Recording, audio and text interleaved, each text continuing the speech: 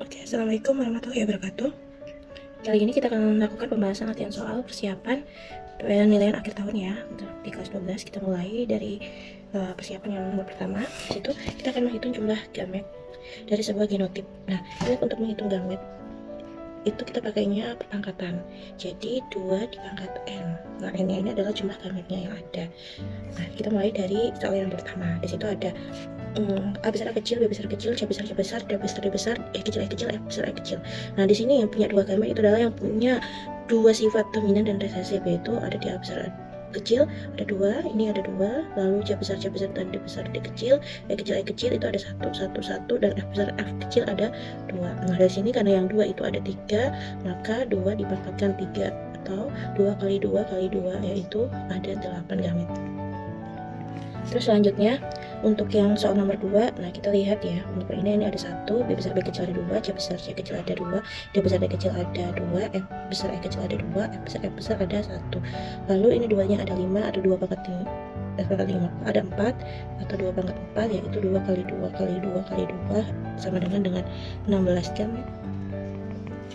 Selanjutnya untuk nomor 2 itu persilangan mawar merah. Untuk sifat merahnya berarti ini ingat ketahuinya ya, sifat yang M besar itu adalah merah, lawannya M kecilnya adalah putih, lalu B besarnya adalah besar, B kecilnya adalah yang kecil. Nah, disilangkan dengan di sini P1 nya M besar M kecil, B besar B kecil disilangkan dengan, nah ini bukan daun putih kecil ya, tetapi daun putih mawar putih daun besar. Nah, mawar putih daun besar atau ininya M kecil, B besar, B kecil. Nah, berarti M kecil, B besar, B kecil. Maka akan dapat punat seperti berikut. Nah, lalu kita akan artikan punatnya ini ya. So, kita akan bahas ya. Kalau ada M besar, kalau yang ini nomor 1 itu berarti ada M besar, M kecil, B besar, B kecil, atau dia disebut juga mawar yang merah, daunnya besar.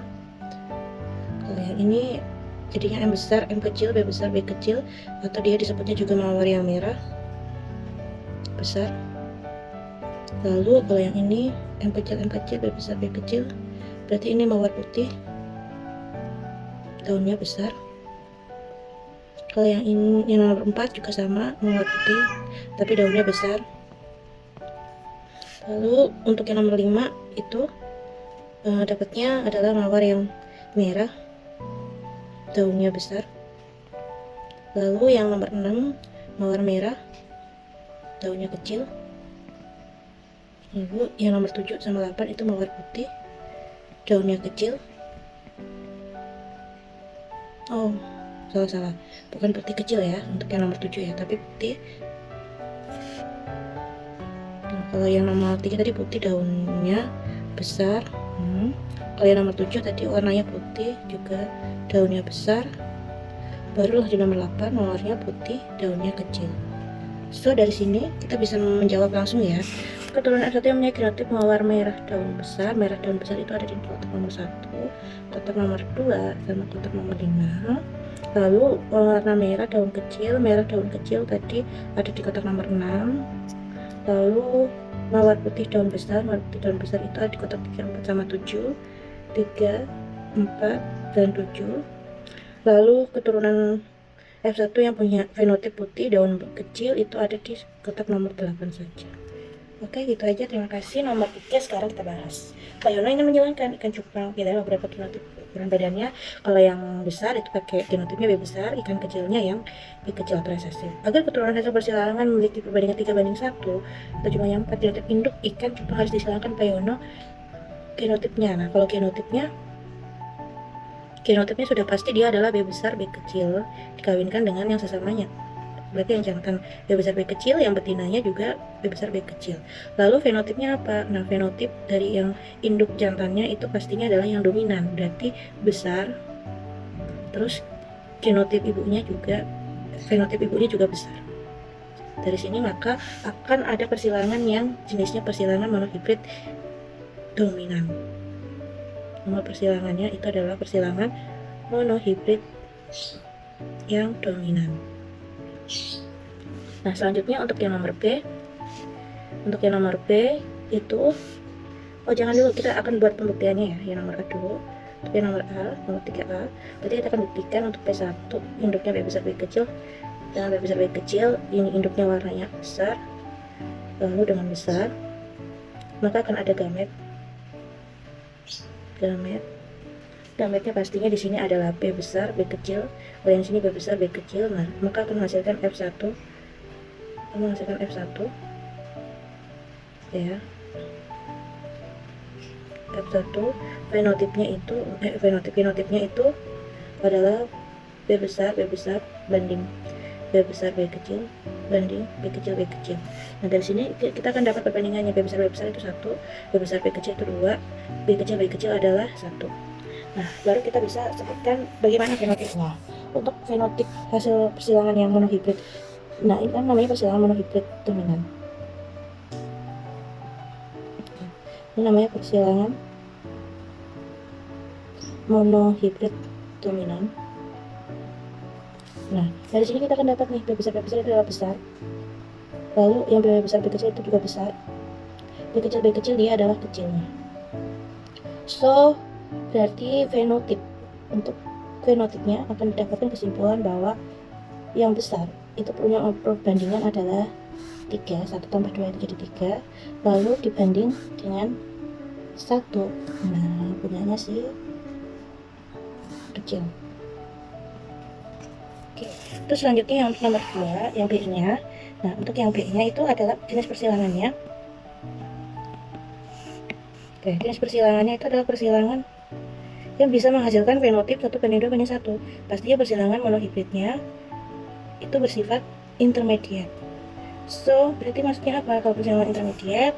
Pada fenotipnya, nanti induknya yang jantan sama, dia heterozigot, dikawinkan dengan induk betina yang heterozigot juga. Tetapi untuk sifat fenotip dari induknya itu, yang jantan dia berukuran badan sedang, dan yang betina juga berukuran sedang. So, mari kita bahas bagaimana hasilnya. Nah, berarti untuk yang nomor B-nya itu kita akan buktikan persilangan monohibrid yang intermediate. Persilangan monohibrid intermediate. Nah, persilangan monohibrid intermediate kita mulai dari P1 yang dimana jantan B besar B kecil dikawinkan dengan betina yang B besar B kecil. Dan sifat dari keduanya itu B besar B kecil adalah berukuran sedang, atau sifat intermediate fenotipnya dari kedua induknya sedang. Terus selanjutnya, oke, dapatkan gametnya B besar B kecil adalah F1. Genotipnya maka akan didapatkan B besar dibanding B besar B kecil dibanding B kecil. Nah, di situ ada perbandingan dong, B besar B kecilnya 1, B besar B kecilnya 2, B kecilnya 1. Dari sini kita akan dapat fenotipnya untuk yang B besar adalah yang berukuran badan besar, B besar B kecil yang berukuran sedang, lalu yang B kecil berukuran kecil. Ini ukurannya. Oke, bentar.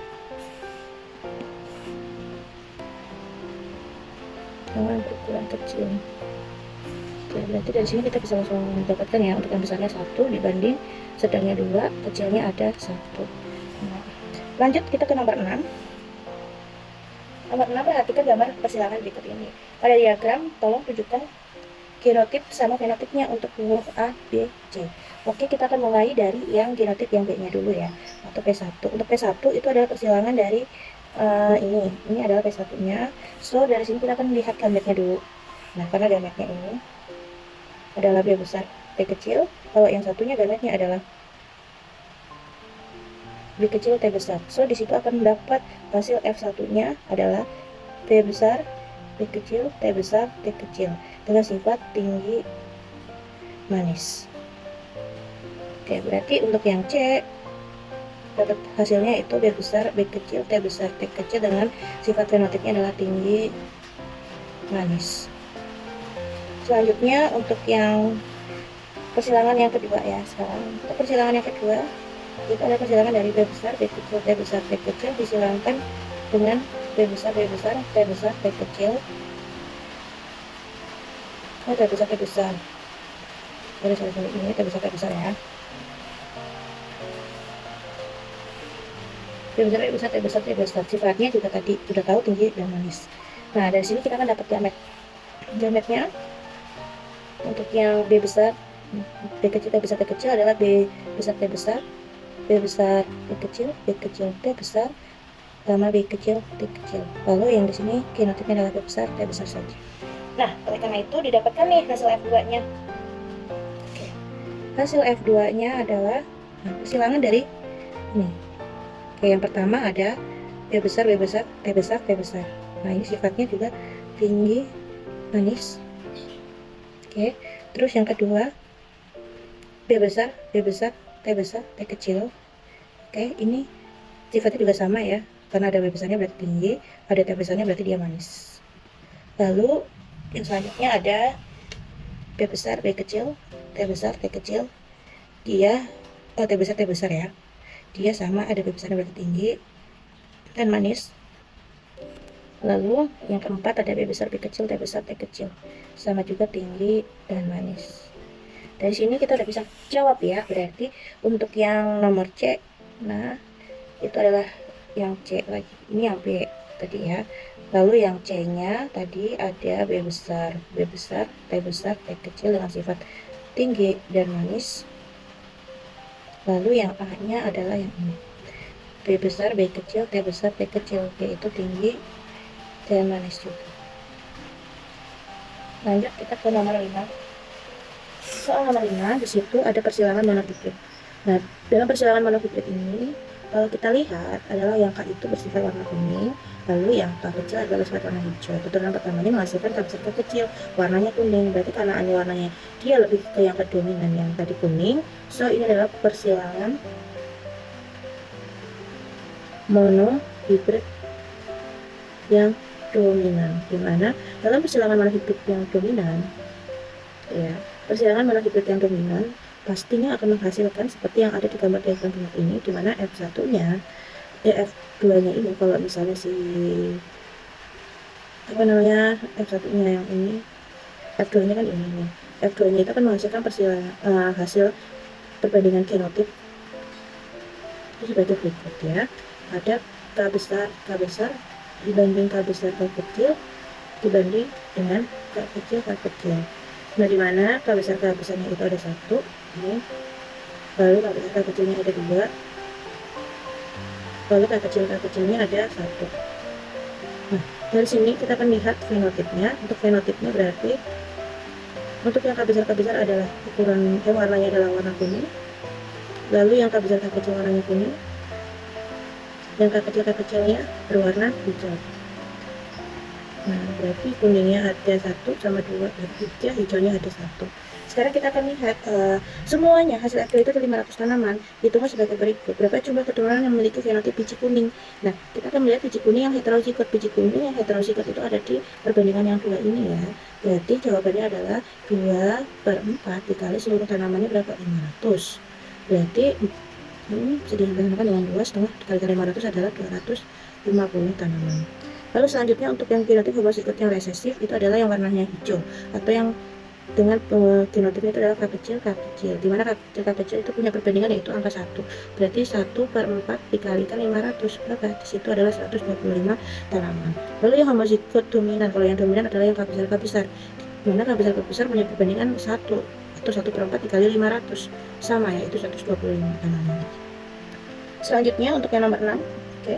Kita akan membahas tentang hasil perbandingan fenotip persilangan induk jantan dan betina kalau yang heterozigot. Berarti kalau ada A besar, A kecil, B besar, B kecil dikawinkan dengan sesamanya. Nah, ini kalau terjadi yang namanya penyimpangan hukum Mendel, maka akan dihasilkan. Nah, ini kalau kin komplementer berarti dia kin komplementernya itu dia disebutnya epistasis yang resesif. Nah, dimana biasanya kalau A besar strip B besar, dia akan menunjukkan warna yang ungu. Kalau ada yang lainnya A besar strip B kecil, terus A kecil B strip sama sifatnya resesif semua, dia akan menghasilkan warna yang putih. So, berarti perbandingannya adalah dari sini kita akan tahu kalau ada perbandingan 9 dibanding 7. 7 itu dari mana? Sama aja setara dengan 9 dibanding 3 ditambah 3 ditambah 1. Lanjut polimeri. Polimeri adalah yang sifat biji itu, dimana dia akan menghasilkan perbandingan yang kalau A besar, kalau semua kedua tim dominan dia akan berwarna merah. Oke, lalu kalau ada tim dominannya pasti dia akan berwarna merah juga. Lalu kalau tim pertamanya resesif, ada tim yang dominannya dia tetap berwarna merah. Lalu kalau semuanya resesif, barulah di situ dia tidak akan berwarna si bijinya itu sehingga akan berwarna putih. Dari sini kita akan mendapatkan hasil perbandingannya yaitu 15 dibanding 1 atau setara dengan tadi ya, karena yang merah-merah ada 3 berarti di 9 ditambah 3 ditambah 3 dibanding 1. Lalu kriptomeri dia adalah penyimpangan yang epistasis hipo sama dominan, dimana kalau ada sifat yang A besar, A kecil, B besar, B kecil, dia akan berwarna ungu. Kalau ada pigmen sama suasananya basah, dia akan berwarna ungu. Tapi kalau misalnya dia punya pigmen tapi pH-nya tidak menentukan, dia akan berwarna merah. Dan kalau pH-nya yang bagus itu dia akan berwarna merah juga. Tapi kalau tidak punya pigmen dan tidak ada pH-nya, maka dia akan berwarna putih. Nah, dari sini berarti kita dapat kesimpulan bahwa perbandingannya itu adalah 9 dibanding 3 dibanding 4, dimana 4 itu berasal dari, nah tadi, 9 dibanding, saya benar, ini salah ya, bukan merah ya, tapi dia adalah putih. Kalau nggak ada pigmennya ya pasti putih, ya kan? Nah, berarti 9 itu berasal dari yang warna ungu, ditambah dibanding 3 itu yang warnanya merah, dibanding kalau yang ada itu berarti 3 ditambah 1 warnanya putih. Lalu antawisme itu perbandingannya 9 banding 3, perbandingannya adalah 9 banding 3 banding 3 banding 1, dimana untuk yang 9 kalau sifat pertamanya dia dominan semua, berarti dia tinggalnya adalah walnut. Lalu untuk yang A besar, B kecil, sifat keduanya dia akan menghasilkan piala yang rose. Lalu kalau ya sifat pertamanya resesif, sifat keduanya dominan, dia akan menghasilkan sifat PA. Lalu yang resesif semua dia akan menghasilkan sifat simbol. Lalu epistasis dominan. Epistasis dominan itu berarti ketika ada biji kulit biji gandum, nah di situ kalau ada yang berwarna, ini ada A besar, semuanya sifat pertamanya dominan, maka dia akan berwarna hitam. Ya, tapi kalau yang masih dominan, ada sifat pertamanya dominan, maka tetap dia berwarna hitam. Ya, terus selanjutnya kalau yang semuanya sifat pertamanya dia resesif, sifat yang dominan dia akan berwarna kuning. Terus kalau sifat yang kedua dan yang satunya dia resesif semua, maka dia akan berwarna putih. So dari sini akan menghasilkan perbandingan yaitu 12 dibanding 3 dibanding 1. 12 itu dari mana? 12 itu berasal dari 9 ditambah 3 dibanding 3 dibanding 1. Oke. Lanjut kita ke nomor 7. Di situ ada penyimpangan hukum Mendel, di mana sifat antosianin ini ya. Kalau ada pigmen A besar sama dia ada di suasana basah, maka dia akan berwarna ungu. Oke. Tapi kalau dia ada pigmennya tapi suasananya nggak basah, dia akan berwarna merah. Lalu kalau nggak punya pigmen, ada di suasana basah ya tetap aja nggak ada warnanya toh, berarti warnanya putih. Lalu dua-duanya resesif, dia akan berwarna putih juga. So kita akan lihat untuk persilangan P2-nya. Persilangan P2 itu adalah A besar, A kecil, B besar, B kecil dikawinkan dengan A besar, B kecil, B kecil. So akan dihasilkan gametnya. Untuk gamet berarti ada A besar, B besar, A besar, B kecil, A kecil, B besar, A kecil, B kecil. Terus gamet yang satunya adalah A besar sama B kecil saja, maka ada 4 hasil dari F2 nya. Mari kita hilangkan. Oke, untuk yang pertama ada yang punya genotip. Genotipnya itu adalah A besar, B besar, B kecil dibanding dengan A besar, B kecil, B kecil dibanding A besar, A kecil, B besar, B kecil dibanding A besar, A kecil, B kecil, B kecil. Mari kita bahas fenotipnya. Untuk fenotipnya berarti untuk A besar, B besar, B kecil berarti dia warnanya ungu, dibanding kalau yang ini dia berwarna merah karena tidak ada di pH-nya yang basah. Kalau yang A besar, A kecil, B besar, B kecil dia warnanya ungu. Lalu yang A besar, A kecil, B kecil, B kecil dia berwarna merah.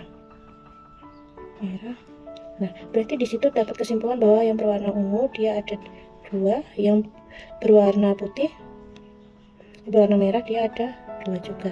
So, perbandingannya adalah 1 dibanding 1. Karena menghasilkan 400 tanaman, hitunglah jumlah berikut rasio fenotip yang diperoleh. Itulah sebagai berikut berapa rasio fenotip yang diperoleh. Rasio fenotipnya adalah 1 banding 1, di mana untuk yang bunga berwarna ungu, linaria yang berwarna ungu, dia 1/2 dikali 400, sekitar 200 tanaman, dibanding dengan bunga yang berwarna merah. Oke, sama setengah dikali 400 sama dengan 200 tanaman juga. Lanjut nomor 8. Untuk di nomor 8, peternakan ayam akan menghilangkan ayam berjengger. Oke, ayam berjengger walnut dengan fenotipnya adalah R besar R kecil, B besar B kecil, dikawinkan dengan ayam berpial rose atau R besar B kecil, maka kita akan cari gametnya terlebih dahulu untuk menjawab. So, gametnya adalah R besar P besar, R besar P kecil, R kecil P besar, R kecil P kecil. Lalu yang rosenya ada R besar dan P kecil saja. Lalu kita kawinkan semuanya, maka akan didapatkan sebuah fenotip F1, yaitu R besar P besar P kecil dibanding R besar P kecil banding R besar R kecil P besar P kecil dibanding R besar R kecil P kecil. Nah, dari sini akan didapatkan perbandingan yaitu 1 dibanding 1 dibanding 1 banding 1. Nah, kemungkinan jumlah telur yang menghasilkan ayam berjengger walnut, berarti kita harus cari dulu mana fenotip dari F1 nya. Nah, kalau yang ini berpialnya walnut, kalau yang ini berpial rose, kalau yang satunya walnut juga, satunya rose juga. Berarti yang berpial walnut sama rose dia 1 banding 1 ya, 1 walnut banding 1 rose. Jadi kita akan lihat kemungkinan jumlah telurnya untuk yang walnut.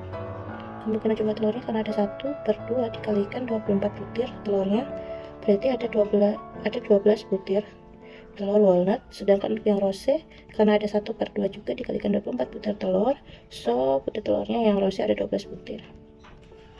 Lanjut nomor 9.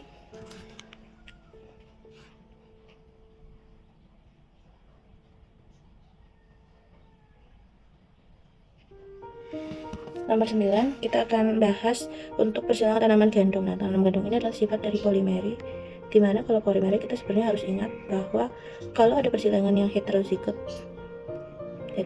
yaitu M1 besar, M1 kecil, M2 besar, M2 kecil disilangkan dengan sesamanya, maka akan dihasilkan perbandingannya itu hasil F-nya itu adalah 15 itu warnanya merah dibanding 1 warnanya putih. So, maka kita akan lihat di nomor yang kedua. Nah, di sini kita pakai permisalan aja kalau kamu nggak tahu ya, bahwa kita bisa pakai misal M1 besar itu kita pakai sifat A besar, M1 kecil kita pakai A kecil, M2 besar kita pakai B besar, M2 kecil kita pakai B kecil. Nah, di sini berarti kita lihat di sini yang warnanya merah A besar, A kecil, B besar, B kecil. Lalu yang cowoknya A besar, A kecil, B besar, dan B kecil. Nah, dari sini kita akan lihat bahwa benar ini adalah persilangan yang adalah induk yang heterozigot. Dari induk yang heterozigot ini maka akan didapatkan hasil F-nya itu adalah 15 warna merah dibanding 1 biji warna putih. Gandum yang berwarna merah, terus berapakah persentase hasil F2 yang memiliki fenotip biji gandum warna merah? Untuk biji gandum yang warna merah berarti persentase biji gandum yang berwarna merah kita tinggal hitung saja, ada 15 dibanding 16 karena jumlah perbandingannya adalah 16 dikali 100%, maka didapatkan sekitar 6,25. Oke, mari kita hitung dulu ya. Untuk 15 dibagi 16 itu dikali 100%. Nah, hasilnya adalah 93,75%. Sedangkan untuk yang persentase berwarna putih itu berarti kita tinggal pakai 1/16 dikali 100%. Oke, 1/16 dikali 100, ini 6,25. Nah, selanjutnya nomor 10. Di situ ada bunga Oke, ketentuannya ini berarti kalau bunga Lathyrus odorantус itu dia akan menghasilkan perbandingan yang berwarna ungu itu ada 9, terus yang berwarna putih dia ada 7. Syaratnya kalau persilangannya adalah heterozigot induknya. Sekarang kita lihat untuk yang P2 nya ternyata induknya tidak heterozigot, berarti kita harus analisis terlebih dahulu. Untuk yang P2 nya ada C besar, C kecil, P besar, P kecil dikawinkan dengan C besar, C kecil, P kecil, P kecil. Setelah kita harus cari gametnya terlebih dahulu. Untuk yang gamet itu ada C besar, P besar, C besar, P kecil, terus ada C kecil, P besar, ada C kecil, P kecil. Begitu juga induk yang satunya itu ada C besar, ada 2 gamet ya, C besar, P kecil sama C kecil, P kecil. Lalu kita bikin punetnya. Kita akan bikin punetnya. Oke. Ada C besar, P besar, C besar, P kecil, C kecil, P besar, C kecil, P kecil. Lalu untuk yang gamet satunya yang ada 2, C besar, P kecil, C kecil, P kecil. Nah, di situ kita akan langsung bahas hasil dari fenotipnya. Untuk yang kotak pertama itu ada yang berwarna ungu.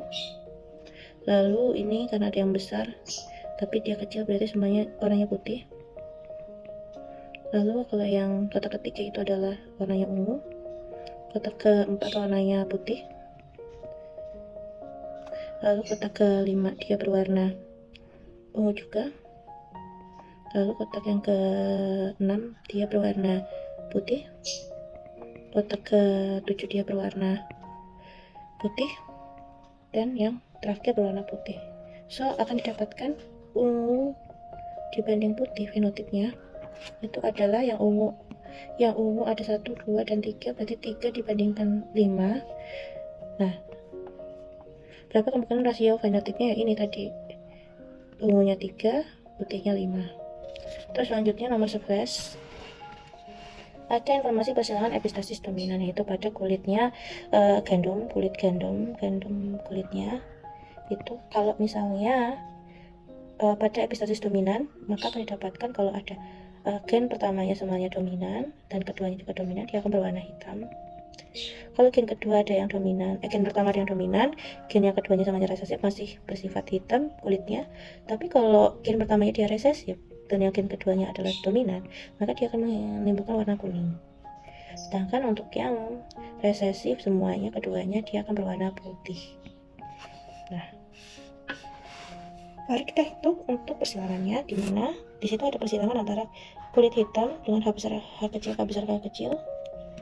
B1 nya ada H besar, H kecil, K besar, K kecil disilangkan dengan H kecil, H kecil, K besar, K besar. So, di situ kita harus cari gametnya terlebih dahulu.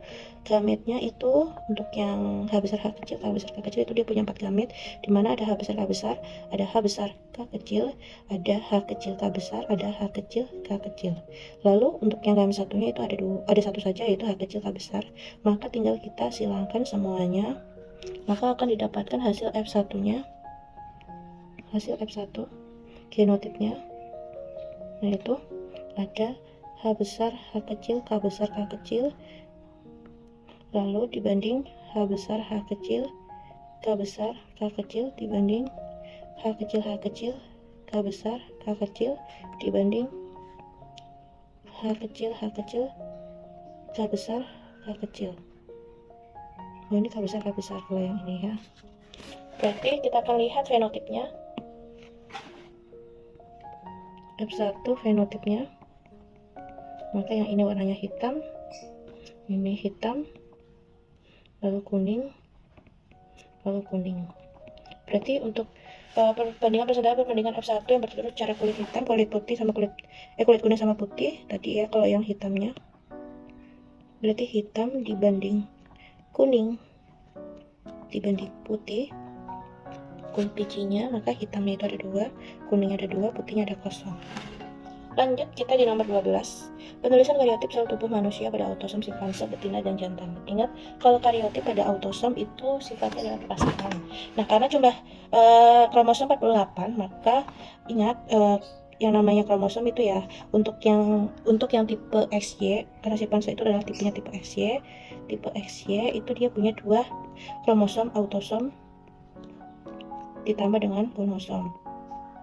Nah, autosomnya itu adalah jumlah dikurangi 2 dari kromosom karena kromosom itu ada 2, kalau nggak XY atau XX. Kalau yang jantan XY, kalau yang betina dia kromosomnya XX. So berarti kalau ada 48 ini berarti autosomnya dia ada 46. Oke, berarti kromosomnya dia ada 2. So mari kita bahas untuk yang autosom. Ingat kalau yang pada autosom dia itu berpasangan. Nah pasangannya berarti dari 46 ini dibagi 2. Nah karena autosom itu dia berpasangan, maka dari 46 ini dibagi jadi 2, yaitu 23 pasang autosom. Nah penulisannya jadinya adalah untuk yang A itu 23 pasang autosom plus XX itu untuk yang betina. Kalau yang 23 pasang autosom plus X dan Y itu untuk yang pejantan. Terus selanjutnya untuk yang kromosom seks atau gonosom, ingat kalau gonosom dia bersifat diploid, kalau autosom dia bersifat haploid. Berarti kalau diploid tadi adalah setengahnya dari 48 adalah 24 ya, adalah 24 setengahnya. So berarti untuk yang jawaban nomor B kita akan bahas untuk yang P. Untuk kalau yang individunya adalah betina, maka 23 autosom plus kromosomnya adalah X saja. Tapi untuk kalau yang jantan dia punya 2, kemungkinan yang ada di spermanya yaitu 24. Kok 24 sih? Nah maksud saya ini 23 ya sayang. Ini 23 pasang autosom plus X. Kalau yang laki-lakinya 23 autosom plus X sama 23 autosom plus Y. Jadi ada 2 kemungkinan kalau yang laki-laki. Terus selanjutnya mari kita lanjutkan untuk soal yang nomor 13. Nomor 13 itu ada kita akan mencari contoh hewan yang memiliki tipe determinasi seks pada yang di bawah ini. Untuk yang tipe haplo sama diplo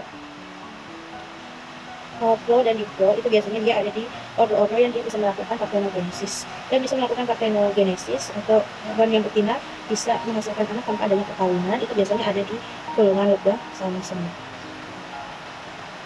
Terus selanjutnya untuk yang tipe ZW ini biasanya ada di kalau yang ZW ini biasanya untuk yang laki-laki dia memiliki kromosom seksnya itu adalah XX, sedangkan kalau yang betinanya adalah ZW. Biasanya ada di organisme seperti apa, kayak unggas semuanya pakai ZW. Lalu ada kupu-kupu, ada ikan, dan ada reptil. Sedangkan untuk yang tipe terakhir yaitu tipe X dan O, biasanya dia kalau yang laki-laki, kalau yang perempuan dia memiliki kromosom seksnya XX, sedangkan kalau yang laki-laki dia tidak memiliki kromosom Y, atau dia biasanya X dan O. Nah, biasanya ini dimiliki oleh ordo yang termasuk ke dalam Orthoptera dan Heteroptera. Nah, Orthoptera itu contohnya siapa? Seperti kutu dan belalang. Baik, lanjut kita ke nomor 14. Nomor 14 itu adalah gambar proses pindah silang. Dilihat di sini, yang nomor 14. Di situ jadi pindah silangnya cuma 1. Jadi gambar 1 itu adalah nilai pindah, yang dimana pindah silangnya adalah pindah silang yang tunggal. Lalu yang gambar keduanya itu ada 2 titik. Berarti gambar kedua itu adalah pindah silang yang ganda. Selanjutnya nomor 15 silakan karakteristik dari pola hereditasnya. Untuk pautan, kita akan bahas dulu untuk pautan seks. Nah, karena namanya juga pautan seks, so dia akan terpaut pada kromosom seksnya, yaitu kromosom X ataupun kromosom Y. Nah, dan biasanya untuk pada penyakit ya atau kelainan yang terpaut di X, dia akan diwariskan ke seluruh anak, baik dia cewek maupun yang cowok.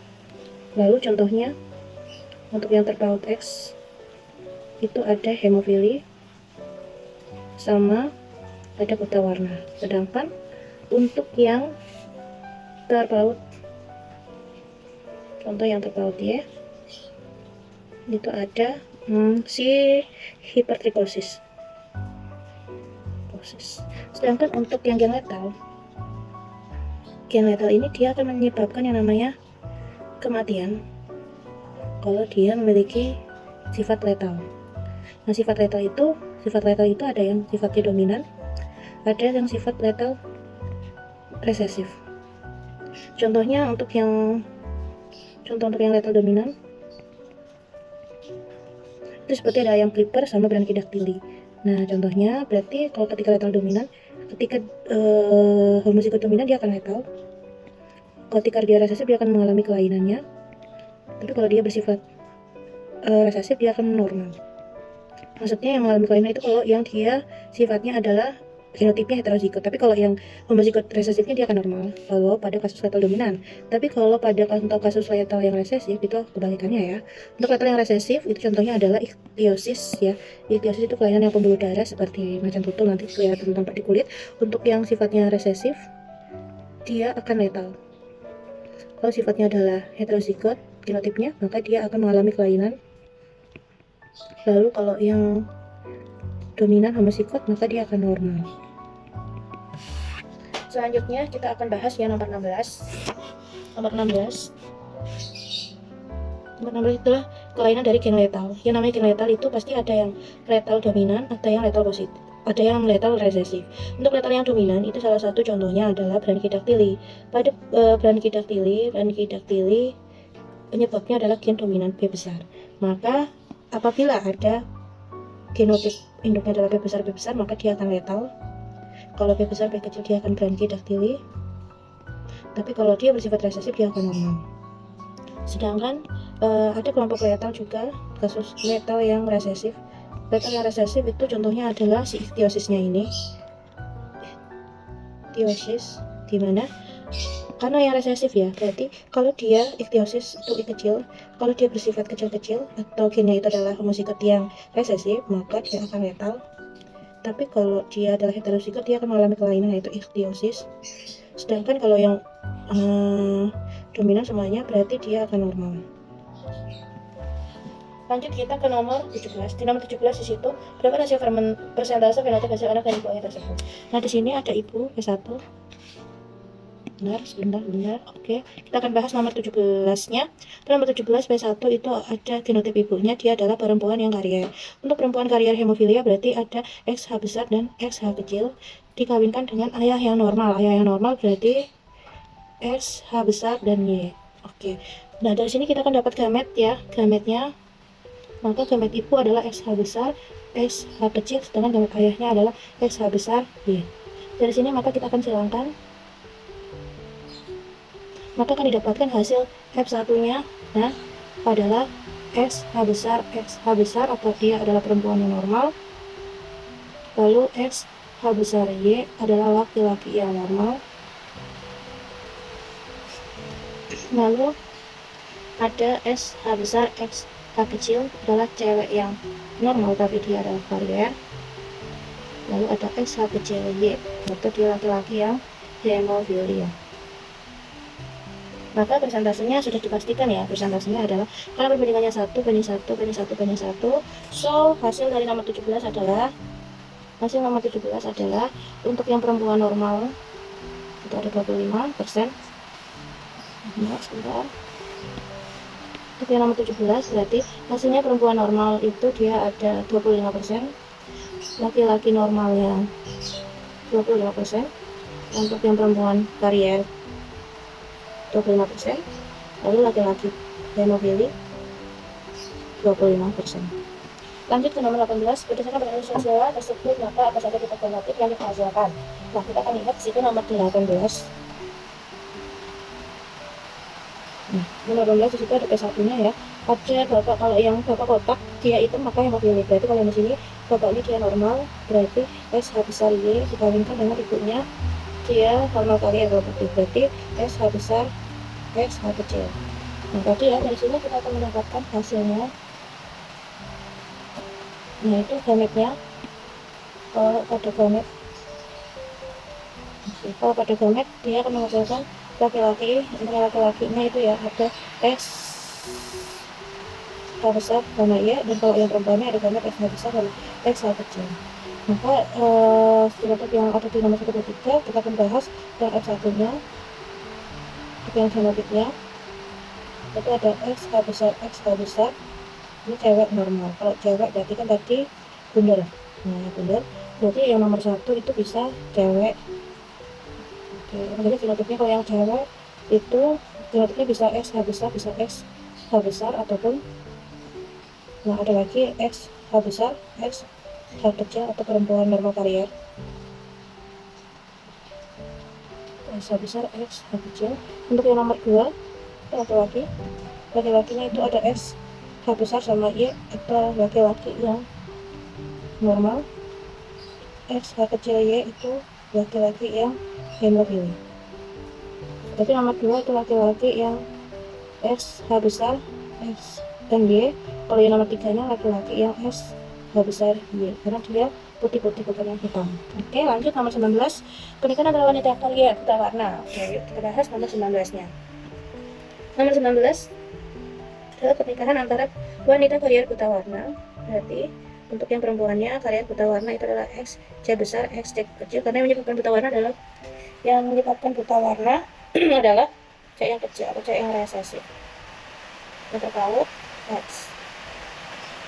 Lanjut kali dengan laki-laki yang normal X C besar Y, maka di situ ada gamet ya. Nanti gametnya ada X C besar, X C kecil sama X C besar Y. Maka akan dihasilkan fenotip induknya. Satunya ada X C besar, X C besar sama X C besar Y. Perempuan yang normal, perempuan laki-laki yang normal. Ini perempuan normal. Kalau yang X besar Y itu adalah laki-laki yang normal. Lalu ada X C besar, X C kecil, berarti dia perempuan normal karier. Lalu ada X C kecil, dia laki-laki yang buta warna. Berarti dari sini kita akan bahas berapa kira-kira penyakit anak yang normal dan buta warna, kemungkinan fenotip dan penyakitnya. Jadi kemungkinan ada 1 banding 1 banding 1 banding 1. Lanjut nomor 20, seorang anak laki-laki normal menikah dengan perempuan buta warna. Oke, selanjutnya kita akan ke nomor 20. Untuk nomor 20 itu ada seorang laki-laki normal, laki-laki yang normal berarti X C besar Y menikah dengan perempuan buta warna. Perempuan yang buta warnanya berarti X C kecil, X C kecil. Dari sini kita akan lihat gametnya ya. Gametnya adalah X C besar yang laki-laki sama Y, dan yang perempuannya adalah X C kecil. Maka hasil itu anak perempuan tersebut. Lalu hasil F1 nya yang anak perempuan itu punya fenotip adalah X C besar, X C kecil. Berarti dia perempuan yang karier. Dia menikah dengan lelaki yang buta warna. Berarti P2 nya sekarang. Di P2 nya si anak perempuan yang karier ini dia menikah dengan laki-laki yang buta warna atau X C kecil Y. Nah, so dari sini kita akan dapat gametnya. Ada X C besar dan X C kecil. Dan kalau yang laki-laki X C kecil Y. Dari sini langsung kita silangkan. Maka akan didapatkan hasil F2 nya. Lalu anak yang lahir ada penampilan F2 nya. So F2 nya mari kita lihat. Untuk yang pertama ada X C besar, X C kecil, ada X C besar Y, ada X C kecil, X C kecil, lalu ada X C kecil Y. Untuk yang perempuan normal dia ada 25%. Kalau yang laki-laki normal 25%. Lalu yang perempuan dia buta warna dia ada 25%. Kalau yang laki-laki buta warna dia juga ada 25%. Lanjut, oke, nomor 21 itu sifat dari lethal ya. Dimana kalau sifat lethal ayam creeper, lethal creeper itu ayam creeper itu dia kalau dalam posisi dominan. Seorang peternak ayam menghilangkan P1 nya ada ayam yang creeper dengan sesamanya C besar, C kecil dikalikan dengan C besar, C kecil. Maka hasil F1 nya adalah C besar dibanding C besar, C kecil dibanding C kecil adalah 1 banding 2 banding 1. Dimana untuk yang sifat C besarnya dia akan lethal. Kalau yang lethal itu berarti 25%. Untuk yang C besar, C kecil dia akan menjadi creeper atau mengalami kelainan creeper, berarti ada 50%. Lalu yang normal itu ada 25% normal. Lanjut untuk nomor 22 itu adalah NPS, dimana NPS itu mari kita lanjut untuk nomor 22. Nomor 22 itu adalah kita akan menghitung nilai penghasilan, di mana nilai penghasilan itu punya rumus bahwa KP per jumlah totalnya kali 100%. Nah, KP KP per totalnya semuanya ya. Nah, KP nya itu adalah rekomendasinya. Rekomendasinya itu adalah hasil dari laporan merah saya berikut sama laporan saya kamu. Nah, KB nya itu akan kita hitung dulu bahwa 79 ditambah 93 ditambah 93 itu ada 172 ditambah totalnya semua bahwa 172 tambah 512 tambah 714 totalnya semua adalah 1398 dikali 100%, maka nilai NPS nya adalah kita hitung 172 dibagi 1398 dibagi 100 dikali 100% ada 12,30%. Lanjut nomor 27 adalah golongan darah yang dibagi oleh F2. Mari kita bahas untuk yang ini. Kita akan lihat A-nya itu dari mana. A-nya ini golongan darah A-nya karena P1 nya adalah golongan darah IO kawin dengan IA IB, maka dia punya gamet dong. Nah, gametnya ini adalah I0 sama IA dan IB, maka golongan darahnya F1 nya adalah golongan darah A dengan IAIO, A yang heterozigot, lalu B nya adalah IBIO atau yang heterozigot.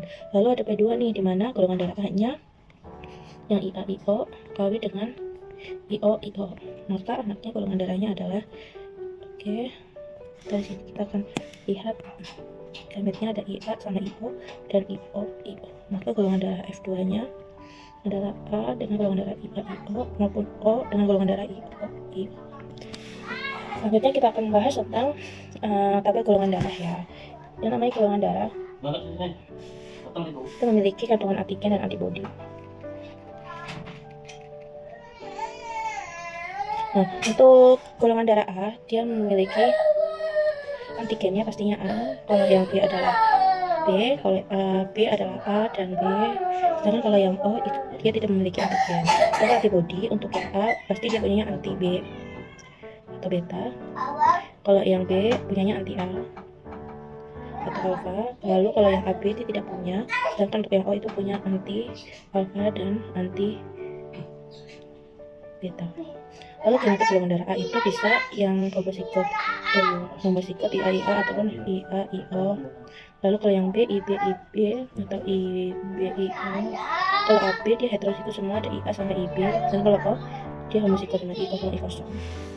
Lanjut hitunglah kasusnya ya apabila bagi golongan darah A B. Nah, kita kasus yang pertama yang A. Ada suami istri golongan darah B, yang suami dia golongan darah B heterozigot berarti IB IO kawin dengan A yang heterozigot IA IO, maka gametnya adalah IB sama IO, IA sama IO. Nah, di situ akan ada golongan darahnya ya. Kita kawinkan, maka akan dihasilkan F1 nya golongan darahnya adalah IAIB, itu golongan darah B. Ada IBIO golongan darah B, ada IAIO golongan darah A, sama INO golongan darah O. Selanjutnya untuk yang B, nah yang untuk yang golongan darah yang B itu adalah perkawinan dari A heterozigot IAIO dengan INO. Maka gametnya adalah IA dan I0 sama I0, maka F1 nya adalah golongan darah IAIO itu golongan darah A sama I0 yaitu golongan darah O. Jadi untuk yang kemungkinan yang pertama itu untuk pasangan yang pertama dia anaknya kemungkinan bisa anak yang golongan darah nomor 1, 2, 3, dan 4. Sedangkan untuk yang kasus nomor 2 dia hanya bisa A sama O, itu 1 dan 3 saja. Beres 26 sekarang. Mana saja jenis mutasi yang pada segmen kromosom. Kalau di segmen kromosom itu kita sudah tahu ya. Untuk mutasi kromosom intinya itu ada yang namanya peristiwanya, ada delesi, ada duplikasi, ada inversi, ada translokasi, sama katenasi. Sedangkan untuk yang mutasi gen di situ ada yang prinsipnya itu ada delesi, ada adisi atau insersi. Yang ketiga itu ada substitusi. Lanjut, berarti untuk yang segmen kromosom inversi iya, translokasi iya, duplikasi iya, tapi dalesnya juga iya. Berarti segmen 1, 2, 3, dan 5. Sedangkan untuk yang susunan base nukleotida atau yang mutasikan, untuk mutasikan itu ada di nomor 2, 4, sama 6. Lanjut nomor 27. Nomor 27 itu kita akan melakukan melihat proses mutasinya. Di situ ada base nitrogen, ada AUG itu start, CGA itu arginin, AAU itu ada ASN, UAA itu ada stop. Lalu terjadi mutasi menjadi start, GGG, nah GGG, CGG, jadi CGG, CGG itu ada arginin, terus AAU itu ada ASN, UAA itu ada stop. Karena jumlahnya masih sama, karena N nya masih ada 12 masih sama, berarti ini termasuknya jenis prosesnya adalah substitusi. Substitusi yang dimana? Nah, kita lihat di sini yang mulai berubah adalah di sini ya, walaupun dia sama, ini sama, ada CGA, substitusi dari CGA ke CGG, ada A berubah ke G, A berubah ke G. Adenin dan guanin itu masih sama basa-basa purin, jadi penggantian purin nama purin, berarti dia adalah substitusi transisi. Letak mutasinya terjadinya otomatis di nomor berapa ini? 1, 2, 3, 4, 5, 6 di urutan ke-6. Hasil mutasinya adalah karena dari arginin ke arginin juga hanya berubah G di pasal nomor ke-6, maka dia termasuknya mutasi diam. Selanjutnya lanjut kita ke nomor 8, itu ada AUG itu start, UAC itu tirosin, AAC, ASN, UCG, adenoserin, dan stop. Lalu jadi start, UAC jadi UAG, UAC jadi UAG, jadi UAG, stop. AAC masih ASN, masih serin, masih stop juga. Nah, dari stop yang tadinya karena jumlahnya N nya sama, maka dia disebutnya substitusi. Perubahan dari apa? C ke G. C itu purin, G itu pirimidin. So, karena C ke G berarti dia substitusi transversi. Nah, prosesnya tadi sudah kita bahas bahwa itu adalah substitusi transversi. Versi ada di nomor di urutan C ke G, di urutan ke-6. Habis itu letak mutasinya di urutan ke-6, karena dari arginin langsung ke stop, maka disebutnya mutasi diam. Lanjut kita ke nomor 29, AUG itu start, UAC itu dia stop, AAC, ASN, ini bukan stop, ini adalah arginin, GGG itu adalah glisin, itu adalah stop. Lalu ini sama UAC ya ini.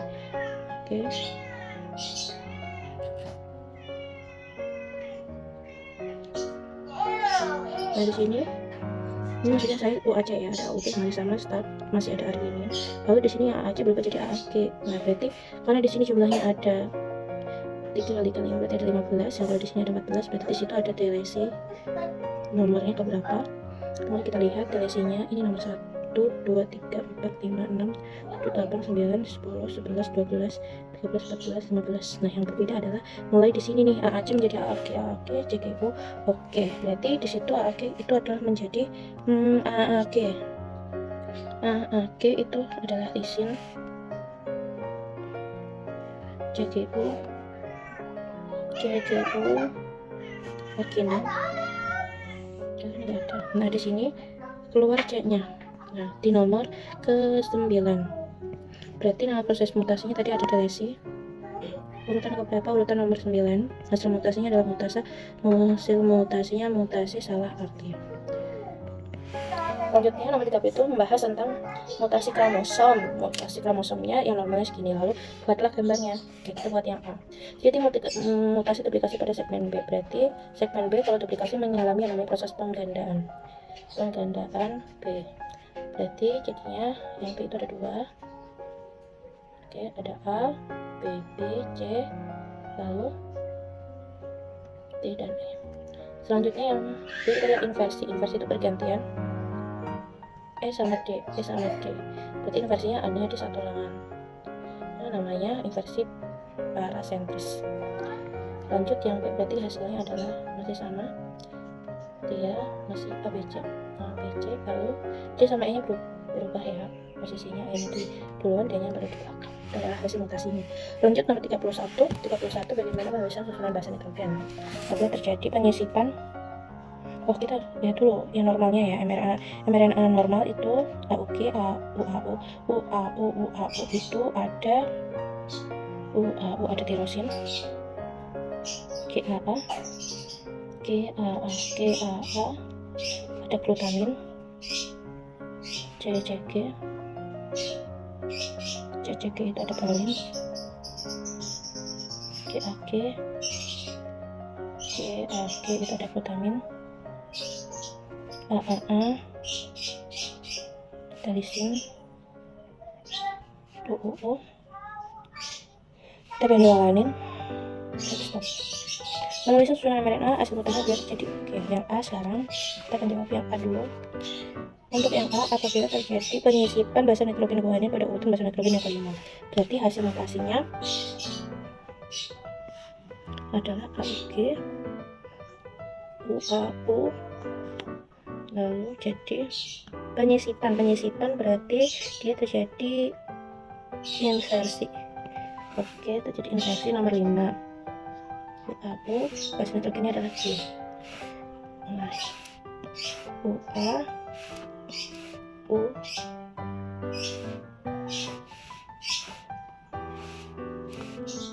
oke. Baru di situ ada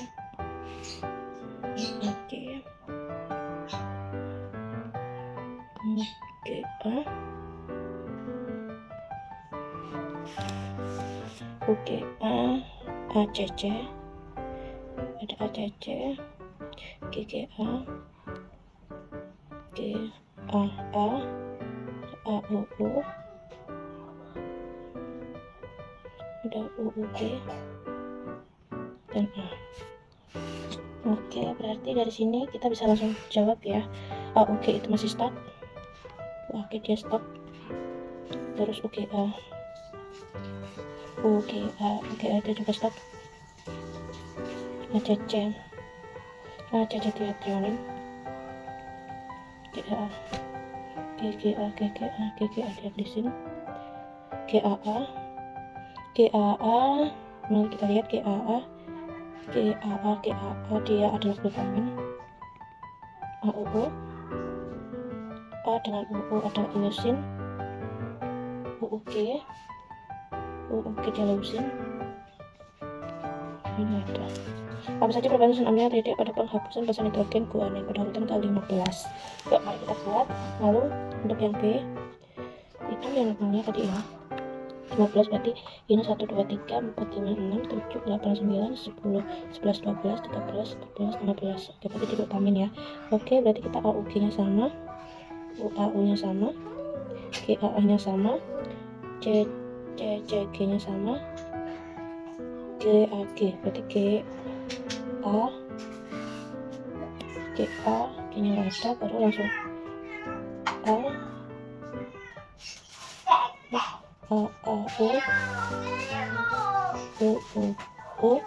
lalu GA. Nah, dari sini kita akan melihat asal aminonya ini start, dia tirosin, glutamin, GAA, CCG nya ketebak, GAA nya itu adalah glutamin, terus AAU nya atau ASN, terus benzolanin nggak ada. Lanjut, apa nama peristiwa mutasi dan hasil mutasi yang tersebut dikatakan bahasa bagian sitosin. Oke, nama peristiwanya apabila terjadi pergantian. Kalau pergantian berarti dia substitusi. Nah, sekarang substitusinya yang apa kita akan lihat nomor 15, 16, 17 itu pada 17 itu ada adenin, A diganti ke C karena adenin itu purin, sitosin adalah pirimidin, berarti dia substitusinya maksudnya transversi. Substitusi transversi, lalu gambarkan hasil mutasinya. Mari kita gambar hasil mutasinya. Jadi urutannya adalah ya, berarti ada AUG, ada UAU, ada GAA, ada CCG, ada GAG, lalu AC. Substitusinya di sini ya. Jadi A, jadi U sama UGA. Nah, di sini kita akan tahu di sini ada start, ada TYR, ada glutamin, ada prolin, ada glu. Nah, AC-nya itu berubah. AC-nya itu treonin. nya itu adalah penilaian stop. Nah, ini dan hasilnya mutasinya adalah hasil mutasi sama. Lanjut nomor 32 adalah bagaimana cara penulisan segmen kromosom hasil mutasi apabila terjadi mutasi duplikasi pada A sama R. Mari kita bahas duplikasi berarti dia ada penggandaan, lalu yang A nya dia jadi 2, berarti ada A, B, C, D, R nya juga iya mengalami mutasi, berarti QRR. Bagaimana hasil penulisan susunan segmen kromosom hasil mutasi jika mutasi inversi parasentris berarti ini satu lengan, segmennya B sama D, berarti B sama D nya bertukar. Ini ada 4 segmen dimana B sama D nya bertukar, berarti A, D, C, B, lalu QR. Terus kromosom hasil mutasi inversi perisentris berarti antar lengan malah gantian, berarti masih sama 4, 1, 2, 4. Segmen B sama R, B sama Q, Q, C, D, R, berarti di sini B, R. Lanjut nomor 33, kita akan melihat nama sindromnya. Ini ada kariotip. Di sini jumlahnya masih sama, cuman ini ada 23 pasang autosom, tapi plus X-nya kosong. Nah, ini adalah sindromnya. Kalau yang ada kosongnya berarti dia ini sindromnya adalah sindrom Turner. Jenis mutasinya karena X-nya berarti 2N-1. 2N-1 itu adalah monosomi. Kromosom yang mengalami mutasinya itu ada di ini, kromosomnya namanya gonosom. Penulisan kariotipnya adalah 23 autosom plus X sama O. Lanjut nomor 34, nama sindromnya. Ini yang jadi mutasi ada di nomor 18, kromosomnya autosom, lalu prosesnya itu pertama berarti 2N+1, jumlah kromosomnya totalnya 47. Nah, berarti kalau di kariotipnya ada 23 pasang autosom plus nomor 18 plus X sama X. Nama sindromnya kalau yang ada di nomor 18 adalah sindrom Edward. Ini Edward, sindrom Edward. Jenis mutasinya 2N+1, ada trisomi. Kromosom yang mengalami mutasi ada di autosom. Kariotip kromosomnya berarti 23 pasang autosom. Nah, ini kalau yang di autosom penulisannya, sekarang kita yang ke kromosomnya 23 pasang autosom plus 8 plus X. Nomor 35, mari kita bawa kromosom autosom yang mengalami peristiwa 2N1, berarti dia trisomi. Trisomi ini kromosom hasil mutasinya berarti penulisan kromosomnya ada 23 autosom plus 18 plus X atau Y. Itu nama sindromnya kalau di nomor 13 itu sindromnya sindrom Pato. Kalau yang di 23 plus 18 plus X atau Y itu sindrom Edward. Kalau yang di nomor 23 plus 21 plus X atau Y dia sindrom Down. Kalau pada kromosom 2N1 itu pada trisomi pada kromosom X berarti ada 23 autosom, terus perempuan XXX itu wanita super, nanti ada 23 autosom. Penambahan kromosom Y pada laki-laki berarti XY itu Jacobs. Lalu kalau X perempuan, penambahan X pada perempuan, penambahan X pada laki-laki ini ya, maksud saya 23 pasang autosom pada laki-laki ini Klinefelter. Oke, itu adalah beberapa hasil mutasi dari nomor 35. Terima kasih pembahasannya, semoga bermanfaat untuk mempersiapkan kegiatan ujian kalian. Terima kasih. Wassalamualaikum warahmatullahi wabarakatuh.